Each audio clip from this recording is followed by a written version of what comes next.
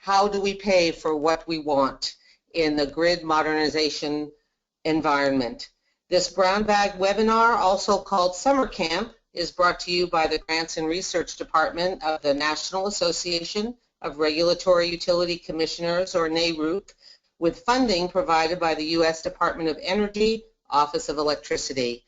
We thank DOE for supporting the summer webinar series, which, as many of you know, has been going on since May and will continue through August.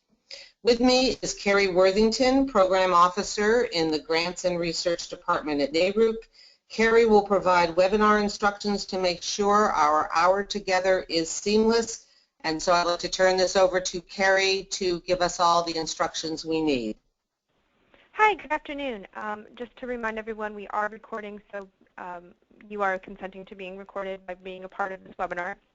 However, you will be on mute, so we will not hear you, and if you do need to communicate with us, please use the questions function as part of the GoToWebinar chat box, and throughout the hour, you may send us questions that you want us to ask to the panelists that we have today. So thanks, Jen. Okay, very good. We are very pleased to have today Commissioner Nancy Lang of Minnesota and Jigar Shah, CEO of Generate Capital, for today's broadcast. We're doing things perhaps a little bit differently today than we have in other broadcasts.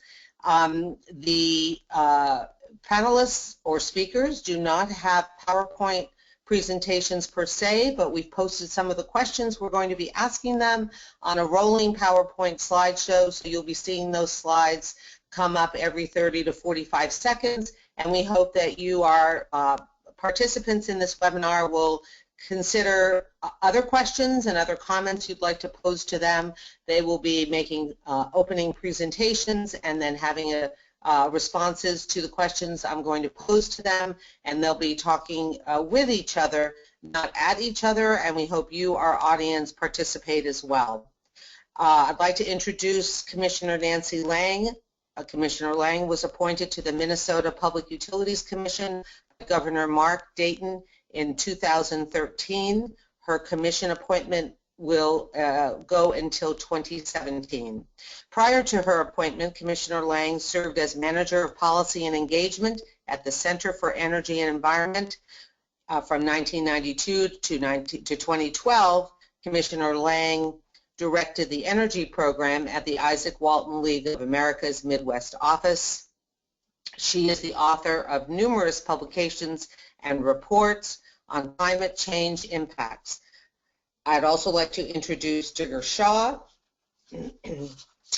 Jigar is the president and co-founder of Generate Capital. Jigar was the founder and CEO of Sun Edison, where he pioneered, quote, no money down solar, unquote, and created the largest solar services company worldwide.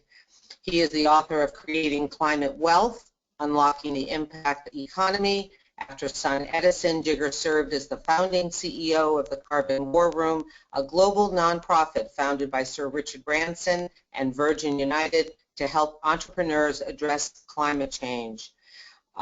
So we are pleased again to have both of you with us. We are going to be addressing today some of the tough questions that regulators and state policymakers need to ask and answer about how the electric utility sector is evolving.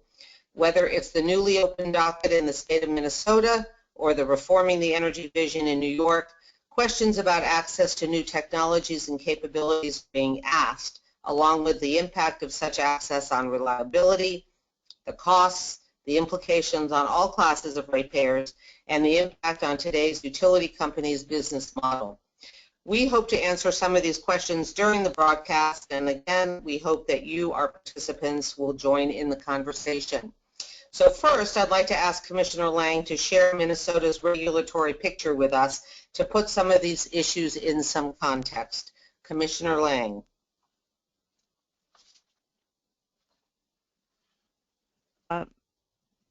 Can folks hear me okay? Thank you to Jan and Carrie and to NARUC for hosting this webinar and for inviting me.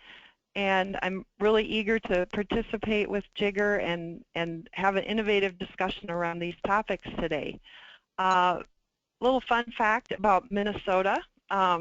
We have more shoreline combined because we are the land of 10,000 lakes than California, Florida, and Hawaii combined. So while California and Hawaii might be leading us in terms of some of the utility and regulatory innovations that are happening, we're beating them on shoreline, so that's good. But from our utility context, Minnesota is still a vertically integrated, fully regulated state.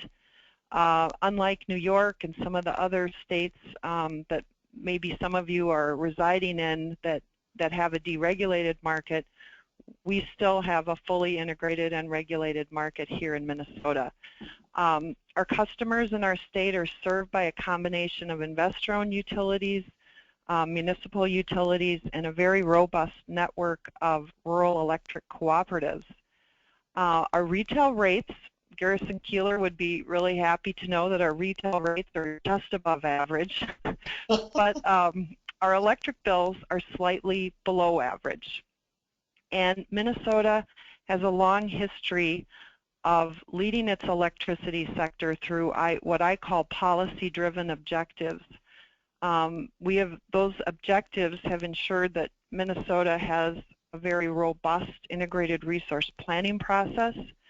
We have a decades-long commitment to energy efficiency with achieving a 1.5% annual savings in the electric sector and 1% annual savings in the gas sector. We are investing in renewable energy to meet an objective, or a standard actually, of 25% by 2025, and our utilities are well on their way to meeting that. Primarily, they've been doing that through the acquisition of wind. We have a very robust wind resource in the southwestern corner of our state. We have fairly recent solar policies that are adding solar to our system in a number of different ways, some through utility scale, some through community solar gardens if you are an Xcel Energy customer, and some through an expanded net metering policy. And we have carbon reduction objectives for our electric sector. In addition to energy efficiency and renewables, some of those carbon reductions have come about through retirement of some of the older, less efficient coal units in Minnesota. But really looking ahead, and the focus of today's conversation is what do we see on the horizon that we as a regulatory agency or we as a state are interested in and called upon to engage in. Of course, the Clean Power Plan for all states is a topic of intense discussion and analysis. We have opened up a docket in Minnesota to look at what we're broadly calling grid modernization. I would say with an emphasis on distribution system planning. And then we're also having conversations in our state with stakeholders about the regulatory reforms that may be warranted for our state to accomplish our objectives. So that's kind of a snapshot of Minnesota, and I look forward to hearing from Jigger. Very good. Thank you so much. Jigger, would you like to say a little bit about the New York Rev process, your involvement with it, and some of the issues that New York is dealing with, and perhaps other states that you've been working with on some of these concepts?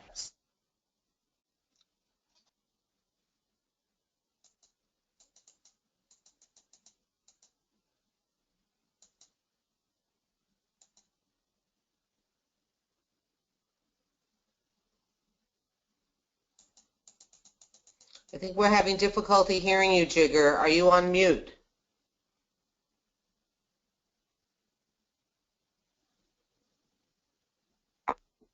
Is that better? Yes, it is. Perfect. So thanks for having me. I just want to make sure it's clear that I'm speaking for myself and, as president of Generate Capital and not as a board member of NYSERDA or as an state official. Here, the Public Service Commission is obviously a separate body here in New York. I wanted to just give people a little bit of background on how we got here with New York Rev.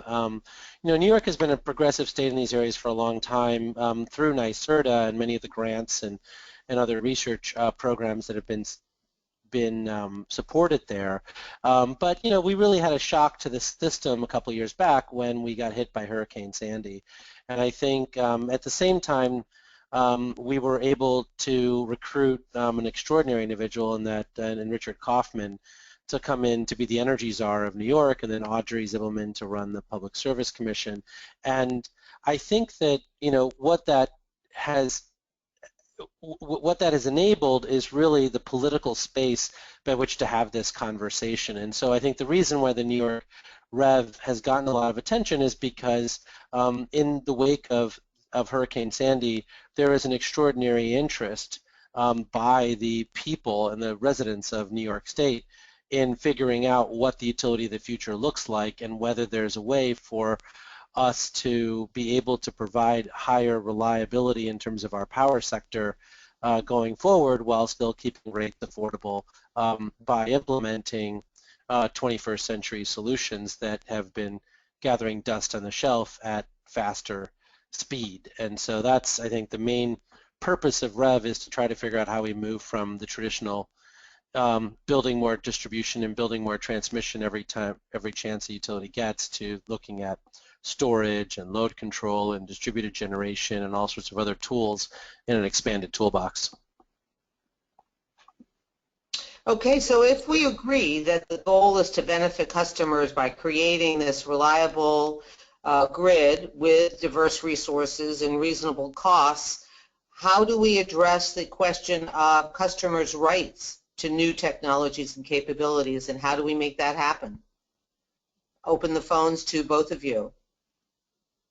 Well, I'm going to let Jigger take the first cut at that because he really pioneered some innovations in the solar side of things that brought solar, brought customers access to solar in a new way. So I'm going to let him take the first cut at that.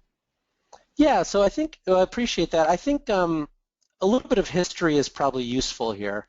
The modern solar PV industry really launched in 1992 when Japan really put their full weight behind the solar industry. The U.S. had been a leader in the 70s and then sort of dropped out of the game in the 80s. And so what happened in the late 90s is California decided to start playing the game and others. And what they did was they basically started with streamlined interconnection. So, what people largely talk about with net metering was passed in, 20 plus states. And, and folks sort of said, look, this is an easy way to give people the right to pay for solar on their own roof, even if it's not cost effective at the time. It's an easy way for the utility and the billing system that they have and all the interconnection guidelines, et cetera, to be met. I think that the solar industry has done a pretty good job of reducing its costs and now has created so much distributed solar that, we're exceeding 5% of total demand in certain states. And so, I think that this conversation has gotten a little bit more intense than maybe the cogeneration folks got in the late 80s or in the early 80s when utility regulations were put in place to, practically make it impossible for them to operate in many localities. And so, what we've tried to do under the New York Rev is to, keep two things at the forefront of the Public Service Commission. One is that as long as a technology is safe, it's UL listed, it has all of the testing necessary to show that it's safe on the grid, people should have the right to be able to use that technology. So the utility should not be able to unfairly ban people from using that, whether it's by using minimum bill charges or or fees and excessive standby charges, or whether it's just by outright denying interconnection. But then the second piece is the Public Service Commission still has to make sure that we can keep costs in a place where everyone can afford electricity, as well as keep the utilities in a place where they can continue to provide their basic services. And so there's an acknowledgement in the New York Rev process that those two things could be in tension, but that it's the state of New York's responsibility to actually keep both of those ideas that are in tension in the back of their minds while they're, adjudicating their responsibilities.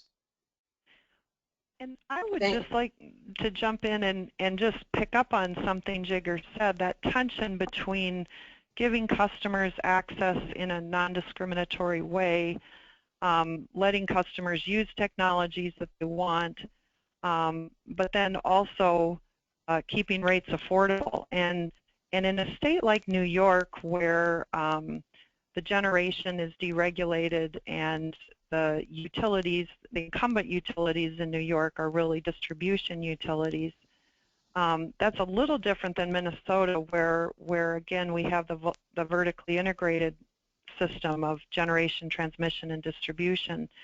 And one of the things that we hear and recognize as regulators is that as load is shifted off the grid, or as load is taken behind the meter, if you will, there is a concern that assets become stranded, that the system was built to serve customers, and then if somehow customers are defecting from that load, we've got a situation where assets were built to serve those customers.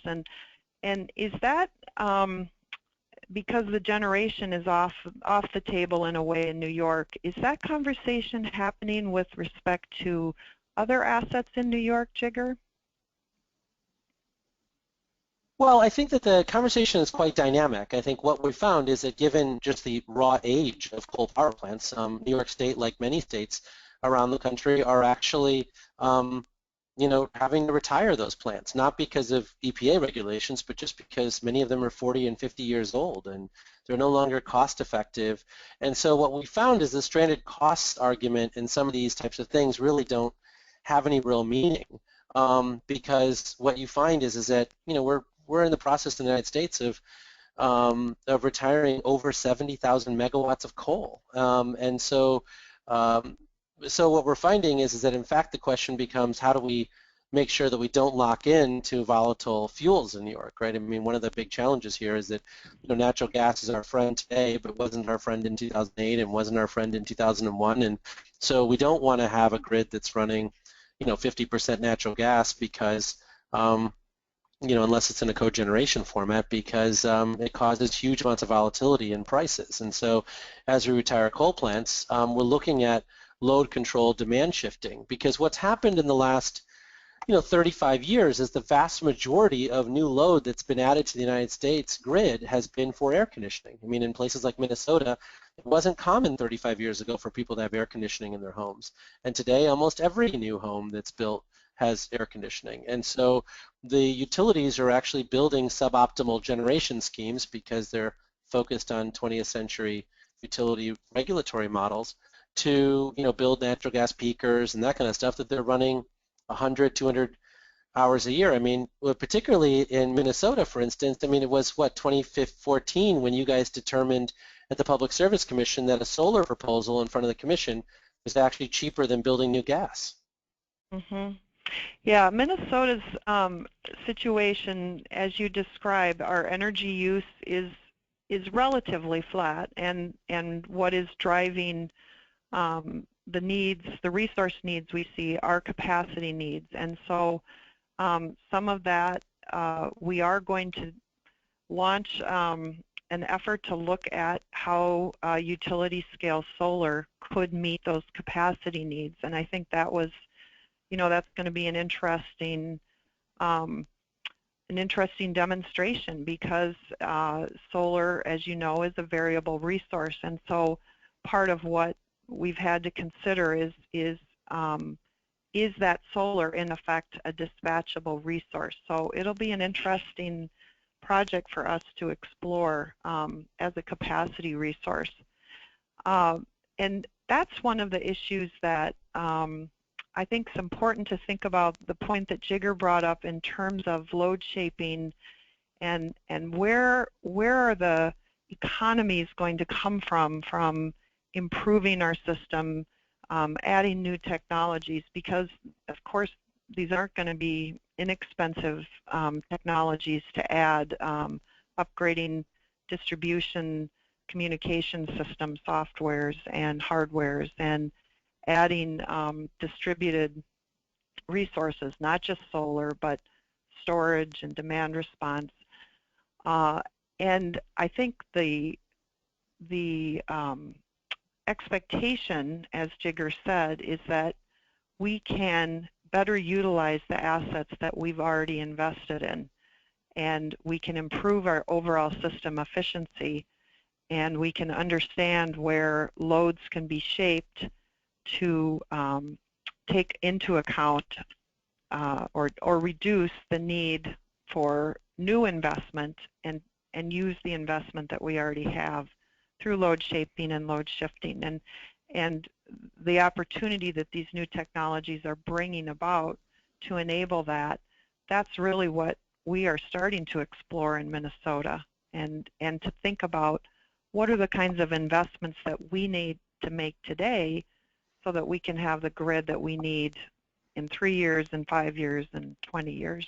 Right. And this is where New York Rev, I think, has really tried to face this head on, right? So when you look at the traditional way of doing load shaping, is that, you know, the utility would just provide a rebate. So they would say, well, you know, if you do an energy efficient air conditioner, we'll give you this subsidy, or if you do a controls architecture, we'll give you this subsidy, as opposed to saying, you know, if you sign up for this program by which the utility can control your loads, not just industrial customers, which have been doing this for years, but commercial customers, which might want to allow the utility to vary the temperature in their building by plus or minus 2 degrees, thereby controlling their air conditioner, then when the wind is blowing particularly hard, you can, you know, super cool my building by 2 degrees, and then when the wind is not blowing so hard, we can, you know, let the temperature in my building go up by 2 degrees, right? And if that were to occur, how exactly are you going to pay the building owner for providing that level of flexibility? And I think this is where the New York Rev, I think, has said that they really, you know, I think want to finally solve that problem, because I think for a long time we've been talking about this theoretically, and then when you go to a real estate investment trust and say to them, hey, we'd love for you to implement this program, it's part of a one-off pilot, and, you know, they don't have time for the pilot. And so what ends up happening is this stuff always is in the future. You know, and this has, you know, been Audrey's experience, for instance, at the Public Service Commission in New York. Is, you know, she was the founder of Veridity, which is a company that was built specifically to take advantage of these programs that were offered theoretically under the PJM, and the company almost went out of business because the PJM never got their rules finalized. And so while Audrey was promising building owners additional revenue from the PJM, she couldn't quite deliver it in all cases, because the PJM refused to, you know, follow through in a timely fashion on their side of the equation.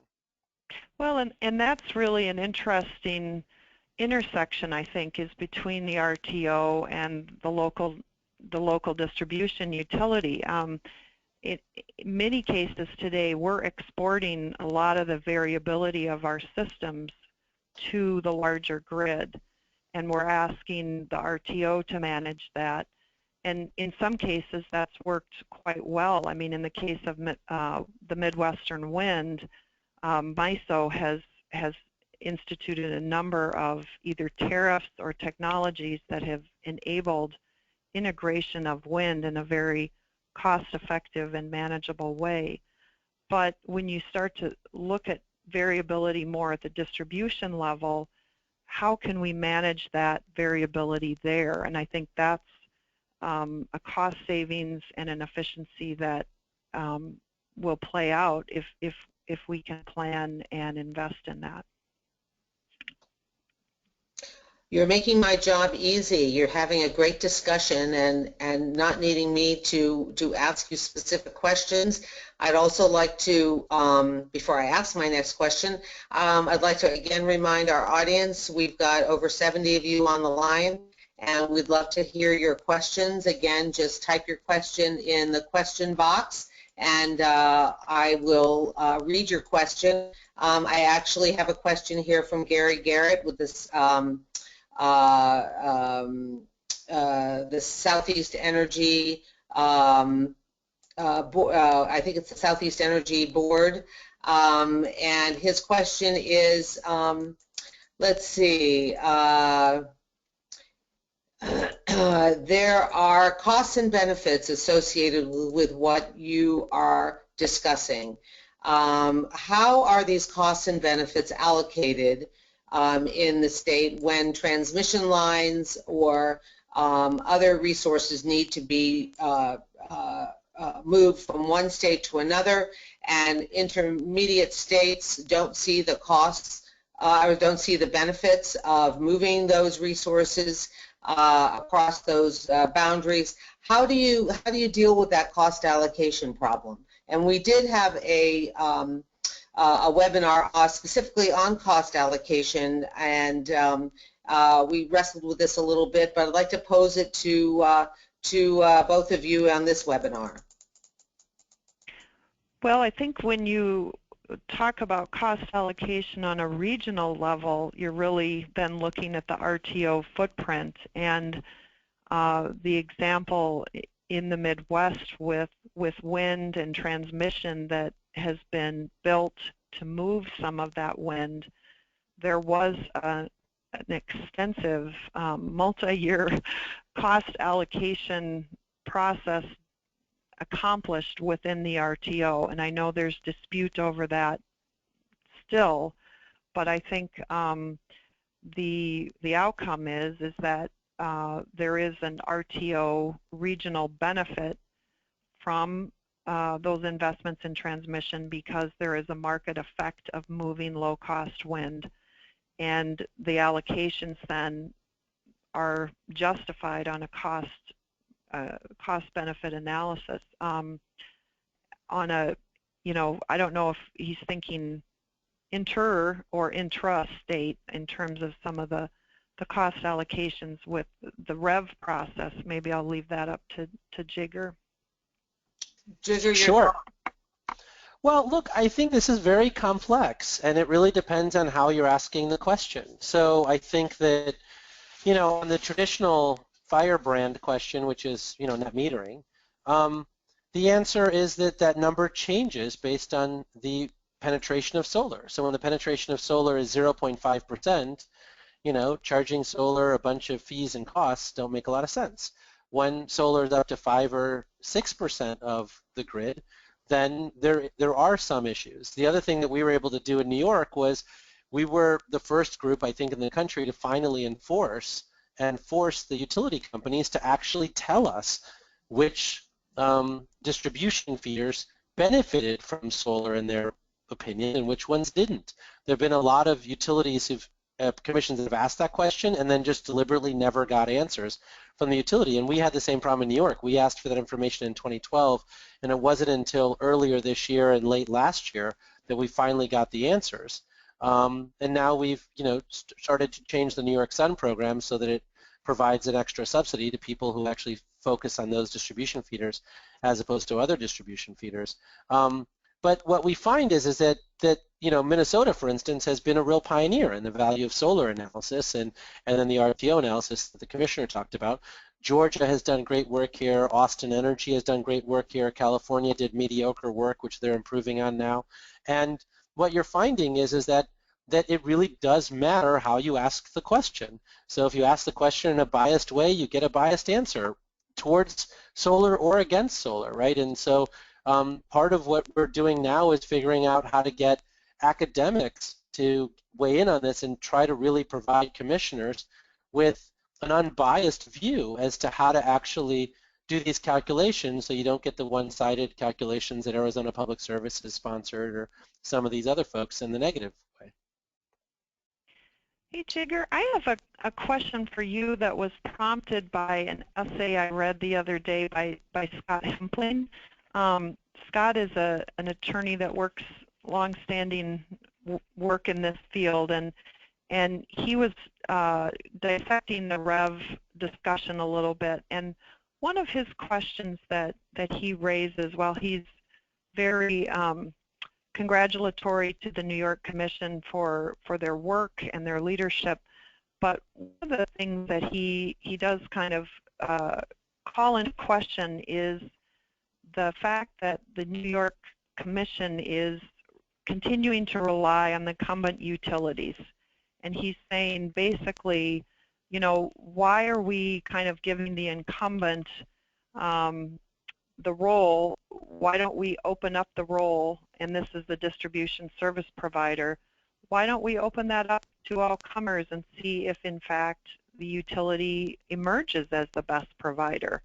And I don't know if you thought about that, but it was interesting to me because I'm sure New York made a decision. They have a utility that has assets, that has customers, that has shareholders, and clearly it sounds like, you know, New York wants to preserve that, but in the interest of competition, or in the interest of getting the best provider, do you think New York made the right decision on that? Oh, I don't think that New York made the right decision on that. And, you know, I mean, just to be clear, I'm not speaking on behalf of Audrey or the Public Service Commission here, but I do think that, you know, look, I mean, I don't know exactly why that deal was cut, but my sense is it was a deal. And, you know, I mean, what Audrey's doing in New York is literally the tallest lift that anyone has tried to do in the United States. I mean, even Mike Peavy in California basically paid lip service to both sides and decided not to choose one side or the other. And so, you know, Audrey's being forced, I think, through the REV process to really make some tough decisions. And this is one where I think she said, you know, let's you know, let the utility be the DSP. I think, you know, Scott's comments, I think, came from a really great article in Utility Dive that Navneet Trivedi, who used to be the #2 at Accenture's utility program, I think, wrote on this, titled "Why the Utility Should Not Be the DSP." And he, you know, basically is hired by utilities on a regular basis, and basically said that this is not something the utility physically can do in a timely fashion within, you know, their organizations. And so we'll see whether, you know, Navneet is right about about this or not. He published this on March 2nd, 2015, for those of you who want to look it up. But I agree with you. I think that John Wellinghoff and Catherine Hamilton put testimony into this, saying that we should have an independent DSP, and I believe that we should probably have an independent DSP. But you know, as you know, public service commissioners, you know, sometimes you have to cut some deals. Yeah, and I should say I'm not necessarily agreeing that there should be an independent. I just thought it was interesting that Scott brought that, or Scott Hempling brought that up, and I was curious what your reaction was. And I think for many states that have, again, the more traditionally regulated system, they are going to look at these questions through the lens of their utility system. And we had earlier this week the World Resources Institute at a planning meeting here, and they've been doing a lot of work with Edison Electric Institute and large customers that are interested in procuring renewable energy on a big scale. And one of the things that the lessons learned that they've had so far in working with these big customers, many of them high-tech companies, is that these companies do like to work with utilities as procurement facilitators, if you will, to secure PPAs or to secure other ways of accessing renewables, because they understand that utilities have expertise and capital and other kind of intrinsic qualities that make them good partners in this work. And so I think it's a very interesting, thorny and predominant question is, you know, what will the role of utilities be, and how can we salvage and preserve many of the good things that I believe we do have in our utility systems. Well, I mean, unfortunately, Commissioner, though, I think, I mean, that was a, you know, fairly diplomatic way of saying that, but I think, you know, the tech companies prefer to work with utilities because in some cases the utilities can block their ability to get renewable energy if they try to work around them, right? So I don't think that they actually prefer working with the utilities, although they pay lip service to them. But in like North Carolina specifically, some of those those tech companies actually almost had to take Duke to court and finally said, oh, okay, you're right. We actually will do this for you as opposed to you working around us and winning a court case that we can't walk back from. So I mean, I'm not sure that it's not that the utility doesn't do good things. The utility does great things. I mean, our country was built in part because we had reliable electricity power since the 1960s. But I do think that one of the things that we're concerned about, and the reason why I spend my time on these kinds of webinars and other people spend their time on these kinds of things, is because we are on the verge of a massive dislocation in the electric utility sector. Every profitable company the utility serves today is looking to leave them. That includes Walmart, it includes data centers, it includes university campuses, it includes hospitals. Almost every one of those customer classes is looking at whether they can build microgrids on their location and whether it's worth staying connected to the utility. Because in many cases, like Princeton University, for instance, that was able to maintain power, or New York University that was able to maintain power during Hurricane Sandy, there are other benefits to having these microgrids and other things in place. And so while I think it's fantastic that everyone wants to talk about solar, and solar is amazing, and solar is the reason why I think a lot of these conversations got started, the reason this conversation is accelerating is because it is now possible for the most profitable customers of a utility service territory to meet their own needs using combined heat and power with low natural gas prices, or other forms of things. And the utility is running scared and trying to figure out, well, what happens if we start losing 1%, 2%, 3% of our load every year? Mm-hmm. I'd like to bring, I'm sorry, go ahead, Commissioner. Well, and I think that is certainly a scenario that is in the minds of regulators. Clearly, it's in the minds of utilities, and articulating the value of staying connected to the grid. And that is, to me, that's really where the emphasis has to be, is we don't want load defection. And in part because we don't want to strand assets, we don't want the grid to really be left serving the least quote-unquote desirable customers, but also because we understand, at least in my limited understanding, that when customers stay connected to the grid, even as they add these technologies, those technologies can be augmenting the grid, be they through other kinds of ancillary services, be they through demand response potential. And that, to me, is what really drives me to be very interested in this. Is I think there's extremely high value in keeping customers, even as they add new technologies and have new approaches to managing their energy, to keep them connected and integrated with the grid. I'd like to bring up a question that... But Commissioner, Okay, go ahead. Sorry, but Commissioner, I'd love to ask the question in this way.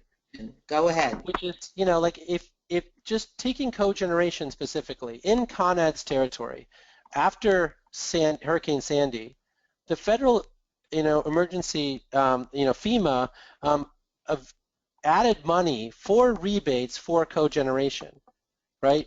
Con Ed still charges, the equivalent of $20 a kW in standby charges, even though it knows full well that adding cogeneration increases the reliability of the grid. In fact, one arm of Con Ed is saying, we desperately want more local generation because it beefs up our grid. And the other arm of Con Ed is saying, oh, but we're still going to charge you $20 a kW. And that's true in PG&E's territory. It's certainly true in Xcel Energy's territory. So while solar gets net metering and all these other things, cogeneration is practically illegal in most places. If you want to do a 100 kilowatts cogeneration facility, you have to pay a $100,000 connection fee or connection study, et cetera, with the utility. They desperately, on one side, don't want you to do it. On the other side, are saying it improves their reliability. And so this is where the New York Rev program, I think, really brings together these hard, thorny questions where a lot of this 1980s policy needs to get removed. Well, and that to me is as I said, that question of keeping customers connected to the grid. And yes, interconnection rules and standards is a huge piece, and we're looking at that in Minnesota right now. And I am the first to raise my hand and say that regulation lags innovation. I know that, and I'm sure you know that 100 times better than I do. However, it is the system that we have that we're working within today. And so as a regulator, asking ourselves, what can we do to prepare the system, to create a system that doesn't send those perverse incentives? At the same time, doing it in enough of a timely fashion so that we don't have load defection, or we don't have customers being so frustrated that they're making other choices if they can. We do have a question that I'd like to ask both of you, coming in from John Jimison from the UN Foundation. He asks, starts with a comment that a key issue with the electric sector transition is the apparent lack of knowledge about it or enthusiasm for it from the average customer.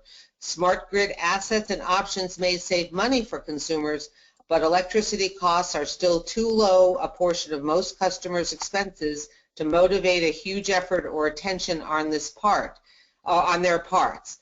So his question is, will this transition all be pushed by technology change and third-party opportunity? You've talked about that a little bit here on this webinar. Or will it be pulled by consumers perceiving meaningful economic value or public benefit they are willing to pay for? Well, that's a great question. I think it has to be a combination of all of those. The technology is going to enable things that customers want, or some subset of customers want.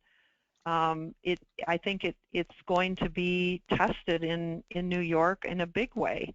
Are customers willing to pony up, or to be willing to engage in programs that are useful to them, useful economically, useful from a lifestyle standpoint, or whatever? I think public policies are going to have to continue to support the changes that a state believes make sense for them. And I also think that the economics, it's a great question. Are energy prices sufficient to drive change? Most people's cell phone bills are way higher than their electricity bills. And so for the average consumer, is this enough to move the needle from an economic standpoint? And I think that's another challenge that REV has, although New York has higher electricity rates than many parts of the country. Well, that's just New York City. I mean, most of our rates are much lower than the rest of the country in Buffalo or in Schenectady or other places because of our immense amounts of low-cost hydro. But, look, I think that, John's obviously very well versed in this, and it's a great question. But I think that the answer here, which I think has come from the New York Rev process, is that we are not doing this to raise rates. In fact, we are doing this for exactly the opposite reason. Since 1960, electricity rates have averaged a 0.6% rate increase per year. That's half or 1/3 or 1/4 the level of inflation, depending on which year you're comparing it against.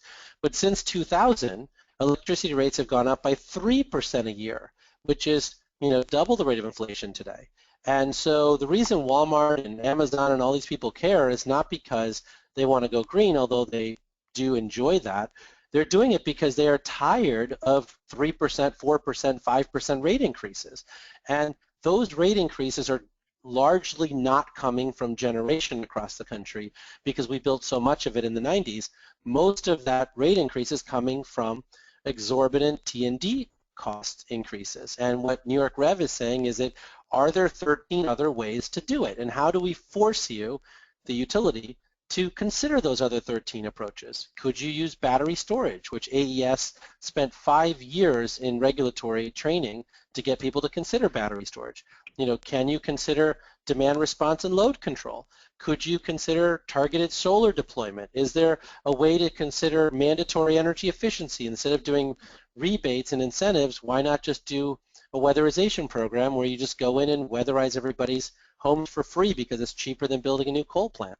And so New York Rev really is forcing utilities to say, if you're going to bring to us a $200 million or $1 billion rate increase that has an interest rate associated with it for 40 years, we want you to look at the other 13 alternatives. Yeah, that's excellent, both of you, excellent response to John's question. I do have another question that has to do with electric co-ops, and obviously, Commissioner Lang, you mentioned the large number of rural electric co-ops in the state of Minnesota and obviously in many other states in the country. Here's the question. Electric co-ops are consumer-owned utilities. As such, there is no conflict of interest between the co-op and the consumer. How do you see the REV model affecting co-ops? Well, I will let Jigger take that in a second on the New York co-op scene. In Minnesota, we have some very innovative electric cooperative programs around demand response. One of the largest electric water heater load control programs is run through Great River Energy, a G&T co-op. We have some distribution cooperatives that are doing some very innovative demand response programs with Wi-Fi enabled thermostats. We have some of the actual first community solar garden programs in Minnesota were designed and disseminated by electric co-ops, and I think, you know, there are these examples of cooperatives being in close communication with their customers that are very instructive to us. I don't know that that's, you know, a representative of the whole electric cooperative landscape, but I think there are some very innovative examples happening in Minnesota with cooperatives. Well, I mean, I can say for a fact that that's not representative of the whole. I mean, the electric cooperative movement broadly sort of, you know, ended their innovative days in the 80s, and I think many people know that. And while the pilot programs are interesting, the point of the New York Rev is actually to replace, real decisions, right? So I don't know of any co-ops in except for maybe one in Kansas or one over here that said, instead of building a coal plant, we are going to do demand response and load control. Or instead of upgrading a distribution substation, we are going to change people's air conditioners.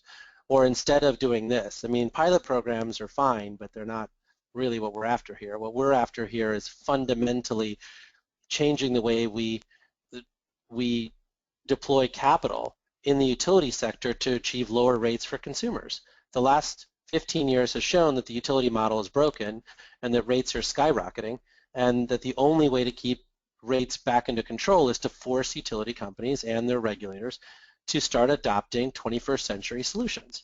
And whether that's, you know, stuff that was invented in the 1970s or whether that's stuff that was invented 5 years ago, there are largely co-ops that are doing stuff that they did in the 1960s and through their G&Ts. I mean, Tri-State's a great example of one that rarely innovates. But I think where you do see enormous innovation is in the municipal utilities. And I think the reason you see that is because it's more of a representative government thing. So you can actually make your case as an advocate, not to an elected board of officials like the co-op, but, you know, like elected board that largely may not know a lot about utilities, but, you know, to city council members and mayors. And you see that in Austin or San Antonio or in some of these other places where you're literally getting billion-dollar changes occurring at these municipal utilities based on, you know, advocacy. Yeah, I think I will push back just a little, because in the case of GRE, and they have very high efficient water heaters, they control them appropriately, and they are able to really shift load as a result of that thermal battery that they've created. And some of the smaller co-ops that are doing Wi-Fi enabled thermostat programs, they are saving money, and relative to their own resource budget, it's significant. So, you know, pilots, I think they're beyond pilots in some key cases. But one of the things that I heard a New York staff person say once is just because an energy resource is distributed, if it doesn't add value, we're not going to do it just because it's distributed. Exactly. I completely agree. Yeah, and I think that's a really important experiment that is underway, because I think there are going to be really interesting outcomes that say, yes, we can avoid things with these distributed resources. And I think there's going to be outcomes that show, in some cases, distributed resources don't have a persistence that we need, or they don't have a cost curve that we need, or they don't have operational characteristics that we need. And that I think that really is the really fascinating experiment that New York will be undertaking. And some of those operational, economic, and performance outcomes, you know, we don't know yet, but that's what they're testing. I'd like to jump in here, a question that has come up from Elliot Roseman from ICF, another expert in this field. He asks that for so many years, of course, rate structures have been somewhat monolithic, particularly within rate classes, but rate classes have different needs and expectations for reliability. Given that reliability is ever more dependent on distribution level investments and even site-specific investments, question is, would it make sense to consider a greater range of rates for different customers? Could we provide a baseline of reliability for everyone and charge premium rates for premium service? Yes.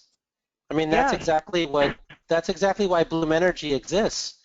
I mean, the reason why Bloom Energy exists today is because data center customers believe that utilities provide really crappy service, and they want on-site, very pure power from a company like Bloom Energy instead of putting in tons of voltage regulators and all that stuff.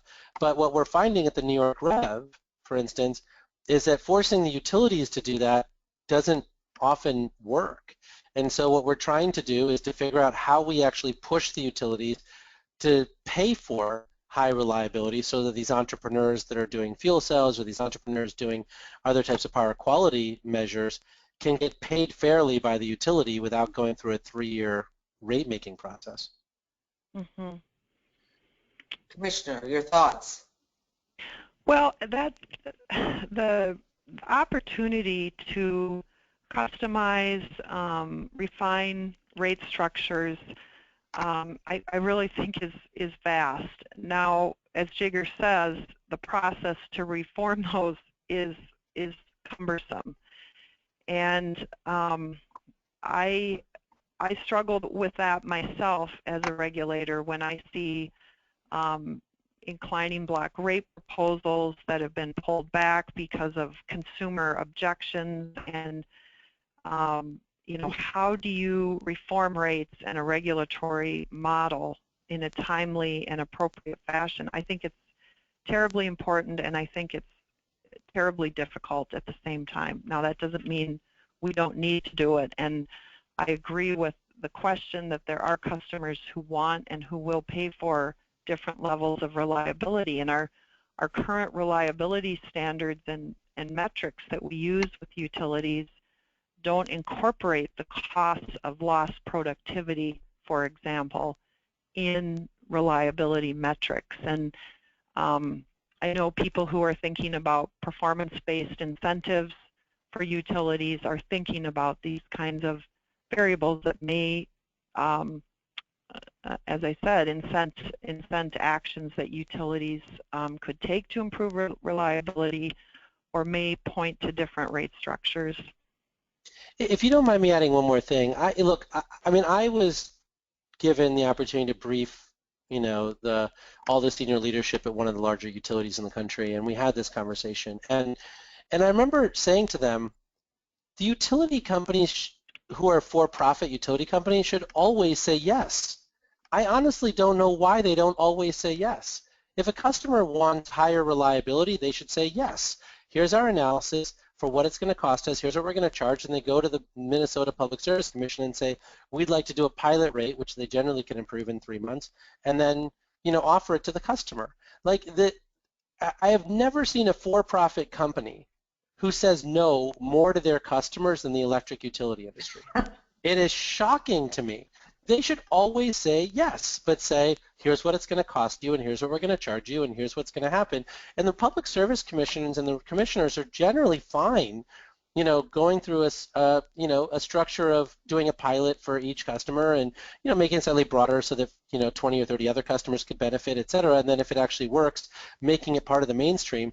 But there is absolutely no appetite whatsoever from any utilities in the entire country to do this on a regular basis. It's just shocking to me. Commissioner Lang, did you have a comment there? Well, I can understand Jigger's point, and I think the Minnesota Commission is asking, you know, if you have innovative programs, innovative pilots, bring them to us and let's talk about them. Now, the utilities, you know, also have to face a myriad of stakeholders, and when they design a pilot, you know, sometimes then people come out of the woodwork and they get hit on the head for something they forgot. So I have some sympathy for utilities trying to be nimble and fail fast, but I agree that pilots and testing things are absolutely going to be required of us, all of us, if we're going to figure this out. Well, with that, I think that's a great closing point and closing statement. We have a number of additional questions that are teed up here. We will send them around to both of you, Jigger, and to Commissioner Lang, if you're open to responding to them as you can. I think the number of individuals who participated in this broadcast and who engaged in conversation with the two of you shows that this is this has been a hot topic and one that you both have handled beautifully. So I'd like to thank both of you for participating today. As always, with our webinars, we end with a light bulb joke. So I'm posing this question to Carrie. How many computer scientists does it take to change a light bulb?